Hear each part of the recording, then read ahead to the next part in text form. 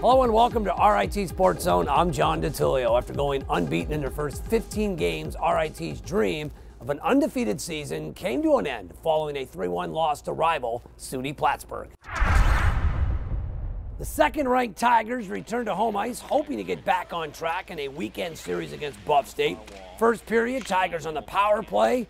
Christina Moss's shot is stopped, but Tanisha Hiller is there to put home the rebound. For 11th goal in the year, Tigers led 2-0 after one. Second period, off the turnover, the Tigers with a 2-on-1 advantage. Hannah Epstein to Megan Kobar for the goal. Tigers took game one, 5-2. Front and a goal! Beautiful pass to Megan Kobar. For some hockey here tonight at the RIT. How about game two between the Tigers and Bengals? First period tied at 1, RIT on the power play. Kim Schlotman puts home the loose puck for her 8th goal of the season. It was 2-1 Tigers after one.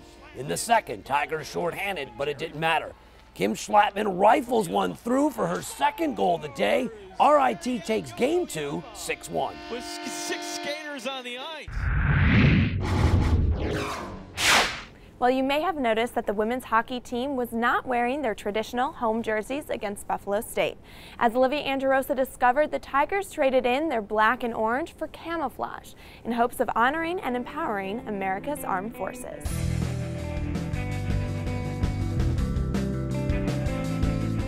As the RIT women's hockey team faces off against ECAC West rival Buffalo State, they do so supporting another great cause. Having blacked out Ritter Arena last year in a fight against heart disease, this year the Lady Tigers will be wearing camouflage jerseys in order to pay tribute to the United States Armed Forces and raise money for the Wounded Warriors Project. The Wounded Warriors Project, there are actually several of them, dozens of them throughout the country, but they're organized to support the troops who come back who are suffering from some anomaly, physically or mentally, and we want to make sure that they get treated well with the right kinds of support systems. We're supporting them with the sale of camouflage jerseys tonight, and I looked at the website, and they're up to $300, $350. So in the end, we'll end up, I think RIT women's hockey team, thanks to Scott McDonald, the coach, will end up donating about $5,000 to the Wounded Warriors to help these folks when they get back home. It started off last year after our blackout game, where we want to kind of, everybody's been doing the breast cancer games, the pink games. We thought it was an interesting idea to maybe see if we can come up with a camouflage shirt. We didn't really realize that you could actually do it, and we found a company that was willing to do it, and I thought it turned out great. And we thought if we could pull it off, it'd be a pretty cool thing to see on the ice, and I think everybody really enjoyed that. RIT putting on this event, what does that mean to you personally? Well, I think it's a wonderful tribute to the soldiers who have served our country for so many years, and for our current cadets who are in ROTC programs here and elsewhere. I think it's a wonderful example of how our student athletes get involved in community service. I don't see anything not to like about it. I think it's a great kind of humbling to see, hey, RIT, our campus really supports this, and it's nice, being an ROTC cadet here knowing, hey, my campus supports me. Well, it means a lot because it shows that the people are supporting them, that what they did was not for naught, that they care, the people here at RIT, and the proceeds will help them have a better life or improve their quality of life. It's great that they're supporting the armed forces because it shows the respect that the nation has for what they do, and it's great to see that some people are paying respect to that. I don't think we could ever do enough to recognize and support the people who choose to put on the uniform and serve our country, put themselves in harm's way often. They sacrifice a great deal, and therefore we should really, I think, be more assertive in trying to support them when they come home. Do you think it's different going into a game that has such a great cause behind it? Of course, we were all really excited to play. We were in the locker room, got dressed, looked at each other like, wow, we look great. We're ready to go. Yeah, it puts a little bit more meaning behind the game. You're playing a tough team, and they always play you hard. And you put a cause, and you put a camouflage shirt with the American flag on your shirt, and it brings your level of intensity up a little bit. And you don't want to disappoint any of the veterans or any of the soldiers, and we had a lot of cadets from RIT here in the stands tonight, and you certainly want to put an effort out there where it's not disappointing to them, because they're willing to sacrifice a lot for this country, and this is our way of giving back just a little bit. So supporting the Wounded Warriors, what does that say about RIT in the community? I think it says that we have our values straight, that we know what's important and we know the kind of sacrifice that wounded warriors make. The team auctioned off their jerseys following the game, with Christina Moss receiving the highest bid of $3,000. In total, the Tigers raised over $8,600 to benefit the Wounded Warrior Project. While still ahead on SportsZone, one former Tiger will say goodbye to RIT, while another returns to Rochester as a pro. You're watching RIT SportsZone in high definition.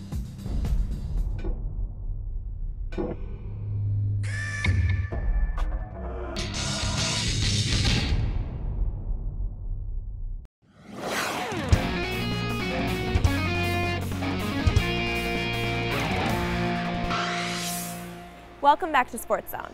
The RIT women's hockey team hopes to once again be playing deep into the month of March.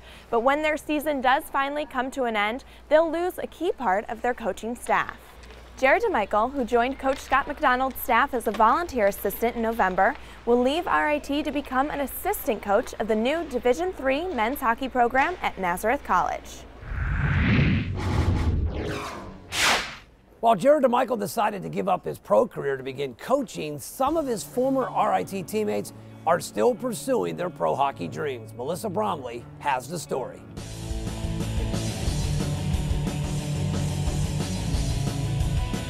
Former RIT Tiger Dan Ringwald returned to the Blue Cross Arena playing with the Oklahoma City Barons of the AHL. Friends and family came out to support his return to Rochester. Who are you here to watch tonight? Dan Ringwald. What was it like coming back to Rochester and playing in a building with so many memories? Yeah, it's a pretty special environment for me. A lot of, like I talked about earlier today, positive and negative memories.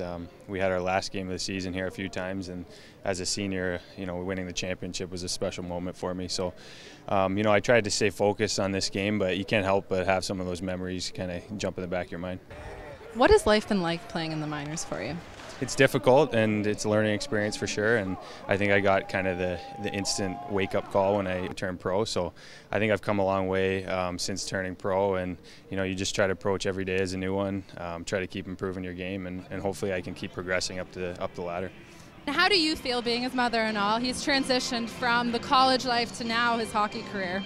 College was a lot easier for him.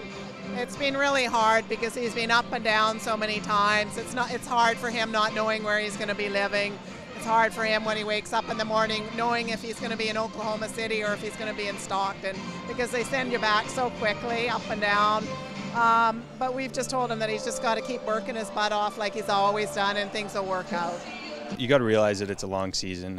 I think in college one of the differences is, you can, with a 35-40 game season, your body's always feeling good. You always have plenty of rest.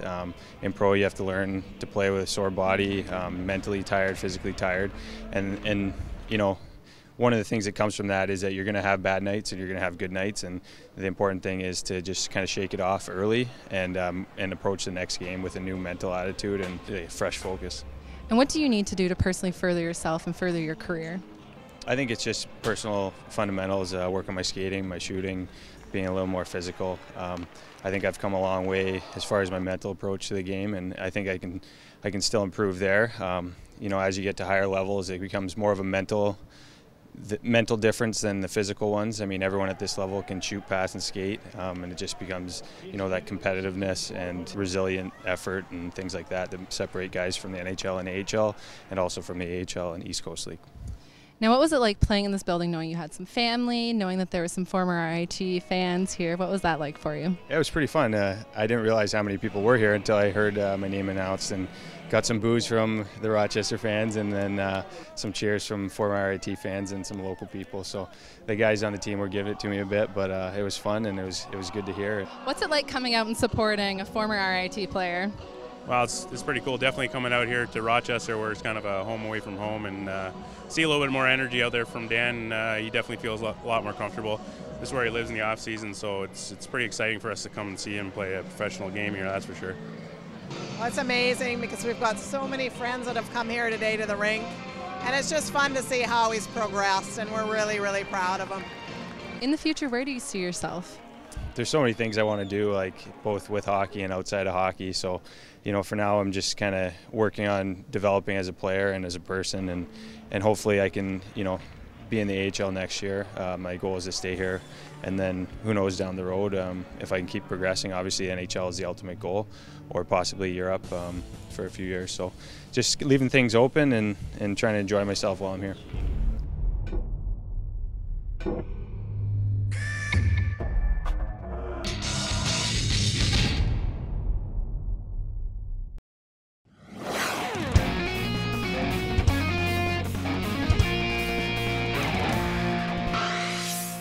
During his first 2 seasons at RIT, Justin Heisig spent the majority of his time watching and waiting for an opportunity to prove himself. Well, last season, the wait was finally over, and Heisig emerged into one of the team's go-to guys. Recently, Gene Battaglia caught up with the Tigers' leading scorer and discovered Heisig might have an opportunity to play beyond college.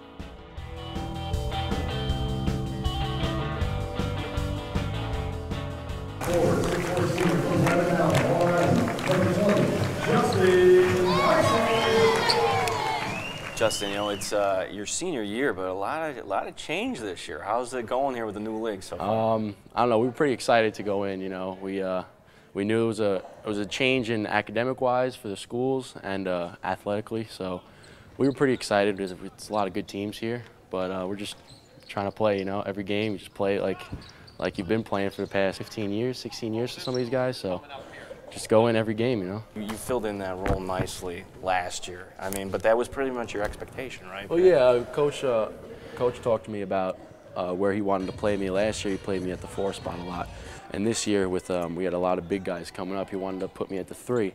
So in the offseason I just worked a lot on my ball handling, worked a lot on my shooting, and I've been fortunate enough to where I've been playing well, I've been putting up some pretty good numbers. So.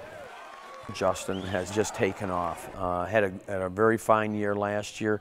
He was kind of a catch and shoot player at the 4 spot, and he rebounded well for us, but we needed better rebounding. We should be doing it. That's an area we need to do a better job. Not necessarily his case, but we moved harder to 4 instead of 5, and Justin to 3, so we could get a 3-man, at least try to get a better rebounding situation. Now at the 3 spot, he's had to develop that over the summer to be a better ball handler from the 3 spot.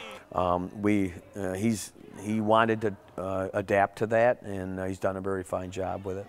Justin, you've always been a leader on this team. Do you feel like you've had to even take that role more this year? Not really. I feel like we have a solid team. Everybody kind of picks each other up. Being named a captain it's great, but we have a lot, like I said, we have a lot of people. We all pick each other up. If one person's having a bad game or if one person's down, there's a lot of people on the team that can just step up. And it's not so much the same person every night. It's different people. So we have the freshman guard, Des, who came in. He's been playing really well, and he's got a good head on his shoulders. So I like playing with him. That's kind of like the storyline with the team this year. We have a lot of young guys. A lot of young guys, yeah. Yeah, it's been good. It's been good. I've been trying to take, like I said, Des has been playing really well. Sean Sweeney's been stepping up a lot. And I'm just trying to take them under my wing, and trying to explain them a little veteran side to the game, Like I said, both of them have been playing really well. They stepped into some big shoes. We lost Nate Krenchek last year, who was an extremely well point guard. He had the ability to handle the ball and distribute the ball, and they stepped in some big shoes, but they're playing well. They're coming together, so. As the beginning to focus that this is it.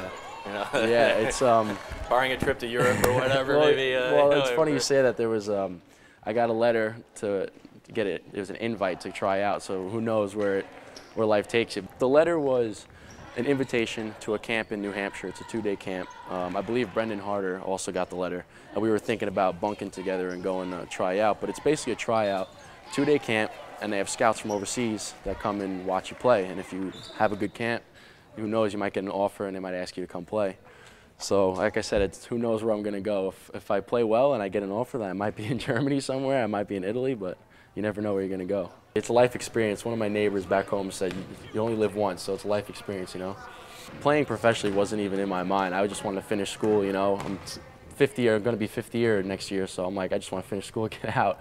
But I actually have relatives over in Germany, so I thought maybe, you know, if I get an offer for Germany, I'll just call my grandma up and say, hey, I'm going to live with you for a month. So we'll see how it goes. I get letters every year, and I guess it is common for certain players to get those invites, and whether it's just throwing a net out there and seeing maybe a diamond in the rough. I've seen, you know, there's a number of players, ex-Division III players from this area are playing over there. Can they play overseas? Depends upon what they're looking for in Europe. I mean, they always want, usually guards are a dime a dozen, but the big, you know, the big strong kid, you know, has a better shot. But it's coming down, you know, last 14 games, it's like, wow, this is it. I've been playing since I was 6 years old, and this is it. This is the last 14 games, so. That's, they need big men overseas, so at least you got that going for you. We'll see. Like I said, wherever, I got to finish up school. I still have a year here, so we'll see where it goes. Justin Heisig.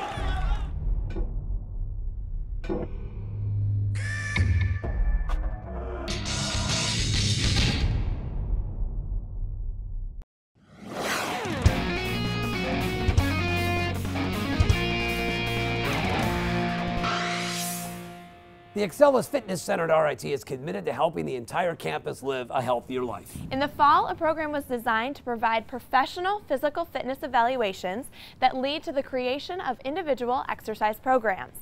I took the challenge to find out just how fit I am.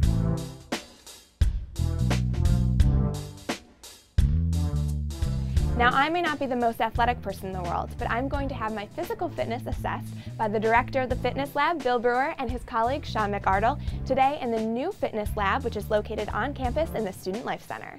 Now, can you just tell me a little bit about this program? Sure. We'll assess the 5 major parameters of fitness, including your aerobic capacity, your muscle strength, muscle endurance, flexibility, and body composition. And the first thing I'm going to do is check your blood pressure. Okay. Put this around. 118/78.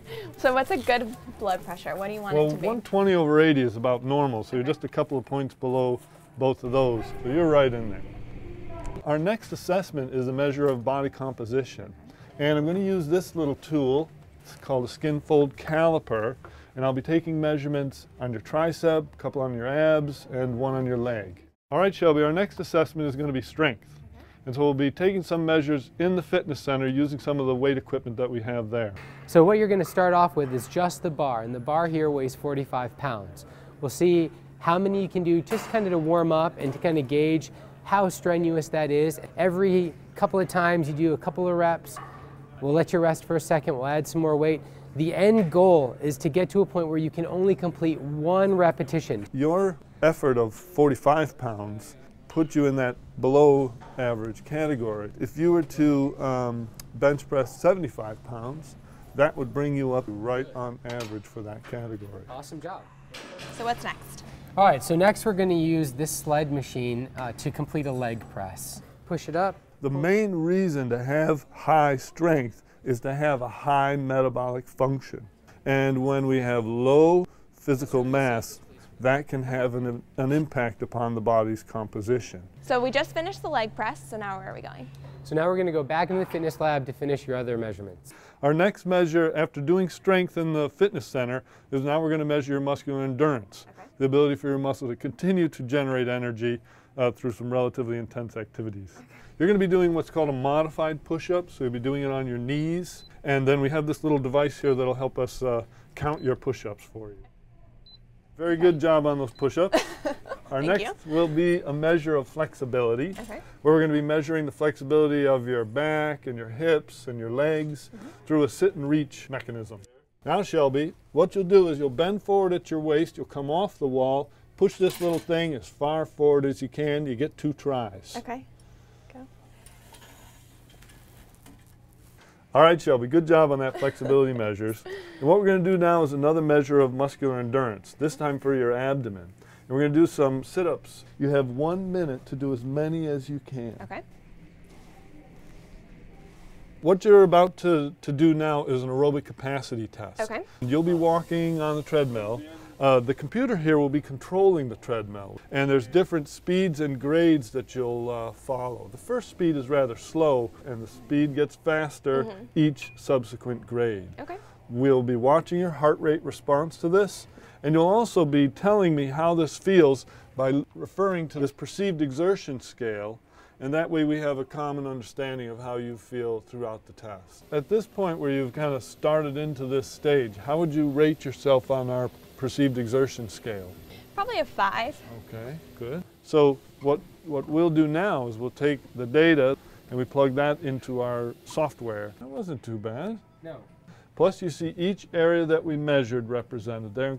Clearly your flexibility is your highest score. Your score, being as high as it was, really reflects not only a great capacity for your joint to go through its range of motion, but that the surrounding muscle tissue is very elastic and very pliable. And that contributed to the very, very impressive score that you had on that measure. I mean, you're a healthy, fit young woman, but in terms of your physical performance, there are certainly some areas where that capacity could be enhanced. Having looked at the data that we have in the assessment, I would suggest not a weight loss program, but a strength building program. We could even customize one, something that would allow you to follow a regular and consistent pattern of exercise that would address those issues, but more importantly, raise your fitness, make you feel stronger, make you feel more energetic with the VO2 max rise, and that's really the bottom line of it. The EXCELLUS fitness evaluation takes an hour and costs $50 for RIT students and $75 for RIT faculty and staff. If you'd like more information, visit rit.edu/healthsciences/fitnesslab. Well, that does it for yet another edition of RIT Sports Zone. Don't forget you can stay up to date with SportsZone by following us on Twitter and liking us on Facebook. So until next time, thanks for joining us in the zone.